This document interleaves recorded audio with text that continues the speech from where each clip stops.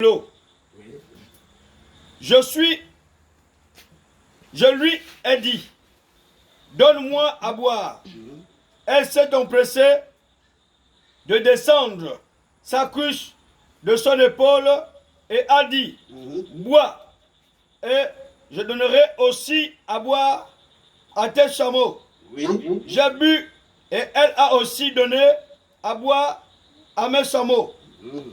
Je l'ai interrogée en disant, de qui es-tu la fille? Elle a répondu, je suis la fille de Bethuel, le fils de Chor et de Milka. J'ai mis l'anneau à son nez et les bracelets à ses poignets. Voilà. Amen. Tout à fait.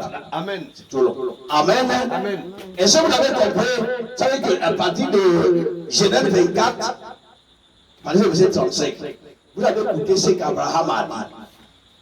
Abraham a dit Dieu que je sais. Il a parlé à Dieu. Pourquoi? Parce que c'est Dieu qui a créé le mariage. Il a dit, Dieu que je sais va faire reçu ton voyage. Voilà ce qu'Abraham a dit. Il a parlé de Dieu. Et Dieu a répondu exactement ce que il y a dit. Et lui-même aussi, quand il arrive au but, il a encore parlé à Dieu. Seigneur Dieu, quand j'arrive, la première qui va donner l'eau à moi et mon chapeau, je dis que ça veut dire c'est Dieu. Terminé. Il n'y a plus de doute. Amen. Amen. Donc aujourd'hui on a remarqué dans le corps de Christ, les gens disent que c'est Dieu. Mais quand on remarque, on n'a pas vu que Rebecca a été divorcée avec Isaac. Ok. Mais aujourd'hui dans le corps de Christ, les gens se marient dans un an. Deuxième année, ils sont au tribunal. Il dit, c'est Dieu qui m'a donné. Après, il dit, c'est le Dieu. Vous voyez comment le nom de Dieu, là, il faut partout. Donc, c'est pour dire quoi? Tous les enfants de Dieu doivent faire très attention.